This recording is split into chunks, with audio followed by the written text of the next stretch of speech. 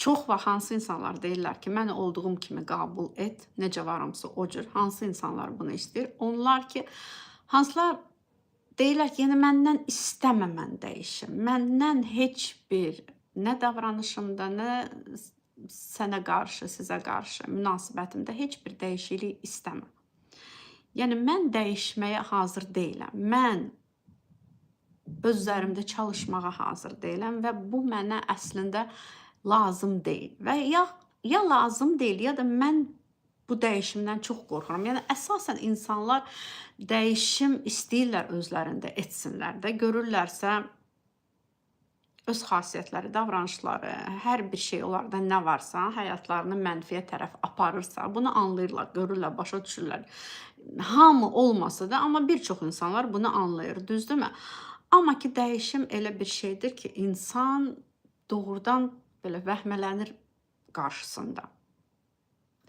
Həm vəhmələnir, həm qorxur, həm də əslində də çox insan bilmir nətə edim bunu.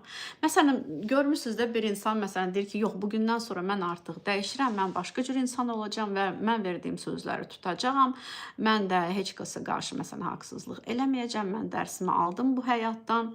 Daha bitdi də və daha mən əvvəlki özümə, əvvəlki necə idim ona qayıtmayacağam. Amma yəni istəyir insan bunu əslində həqiqi mənada istəyir, amma bu sözü özünə də versə belə tuta bilmir. Özünə belə bu sözü verdiyi sözü tuta bilmir. Salam, salam. Çünki bilirsiniz necə? İnsan qısa müddətdə sadəcə öz-özünə söz verir deyə dəyişsin. Bu əslində bilirsiniz necə? İstək var. İstək var, amma imkan yoxdur onun üçün. İmkan nədən yoxdur? Çünki bu sadəcə bir qərarla olunacaq bir şey deyil. Yəni tək qərar burada azdır. Tək qərar burada azdır. Niyə? Məsələn də tutalım mən qərar verirəm ki, özüm özlüyümdəki, mən qərar verirəm ki, mən 2 ay içində və yaxud da nə bilim, 1 il içində mükəmməl ingiliscə danışacağam. Mən özümə sadəcə bu qərarı verirəm. Qərar vermək yetərlidirmi? Heç vaxt yetərli olmur. Yəni Qərar ən asandıdır da, belə deyək. Qərar vermək ən asan bir şeydir, ən yüngül bir şeydir. Söz vermək çox yüngüldür və rahatdır. Amma niyə həqiqətən də insanlar üçün sözlərini tutmaq çətin olur? Yəni özlərinə verdiyi sözləri, digər başqalarına verdiyi sözləri. Çünki bunun arxasında burada səbr lazımdır. Burada o zərgar işi deyilir. O cür bir öz üzərində işin aparılması lazımdır. Və bu işin aparılması tək öz başına insanın haçan mümkün olur? Həqiqətən də çox qəşəng maariflənibsə özü ilə əlaqədar. Yəni özü araşdırıb, axtarıb, tapıb, bilib, mənfiləri nədir, travmaları nədir? Yəni nələr var da bu insanda? Bilir, dəqiqləşdirib bunu. Mütəxəssisləmi, özümü, fərqi yoxdur necə. Yəni belə deyim də, hansı insanlar həqiqətən deyirlər ki, məni olduğum kimi qəbul et? Əsasən, o insanlar ki, kimlər bilirlər ki, onlarla doğrudan çətindir. Onlarla faktiki olaraq bəlkə də çox vaxt heç mümkün də deyil. Yəni, mümkün deyil də ərsəyə normal, doğru düzgün bir əlaqə, münasibət gətirmək demək olar ki, mümkün deyil. Yəni əsasən o insanlar, o qadın olsun, qız olsun, kişi olsun, oğlan olsun, o insanlar deyirlər. Yəni fikir vermisiniz də yəqin ona ki, hər bir insanın ağzından o söz çıxmır məni olduğum kimi qəbul et, düzdürmü? Bu insanlar deyir ki, kimlər bilirlər onların davranışlarında, xasiyyətlərində mənfilər var. Yəni elə belə mənfi yox, böyük bir mənfilər var. Dərin bir mənfilər var. Və xasiyyətində bir insanın çox qəliz davranışlar olanda, dəyərsizləşdirmə olanda, bəli, Azərbaycanlıyam, Azərbaycandanam.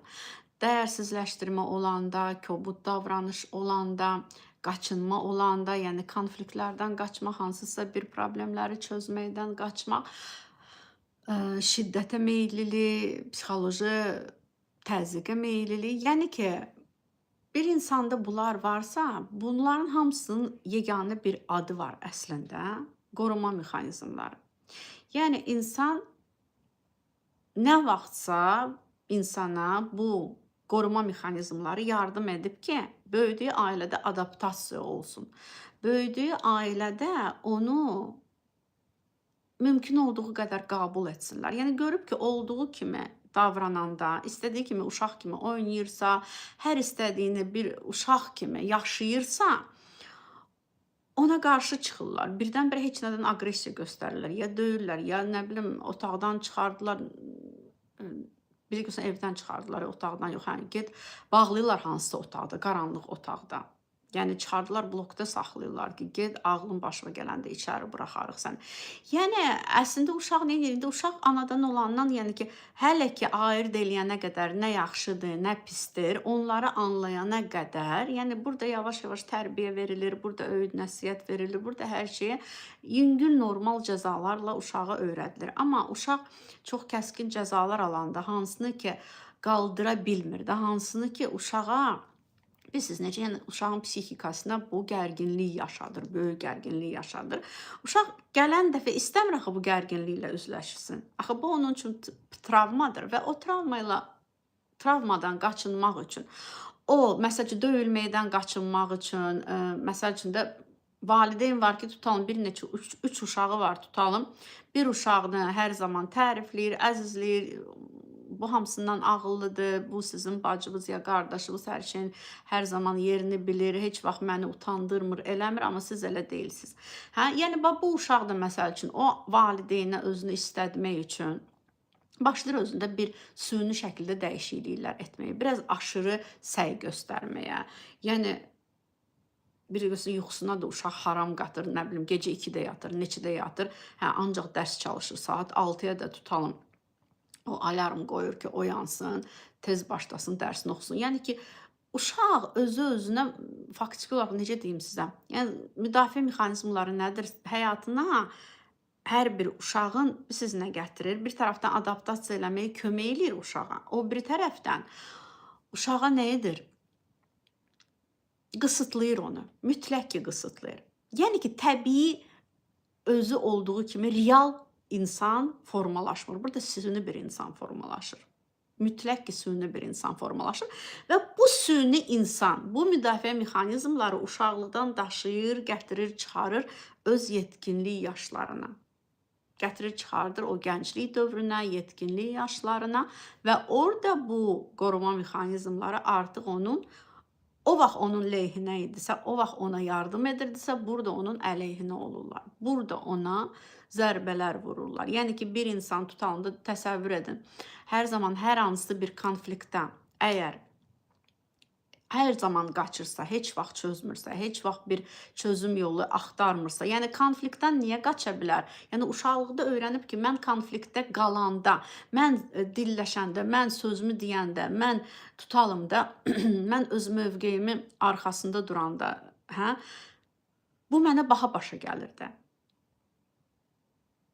Mənim dediklərimi heç vaxt qəbul etmirdilər, məni anlamırdılar, mən ola bilər döyülürdüm, söyülürdüm, heç eşitmirdilər məni. Yəni ki, bu mənə ancaq zərər gətirəcəkdir. Yəni insan var ki, daim konfliktdən qaçır, daim çözüm axtarmaqdan qaçır.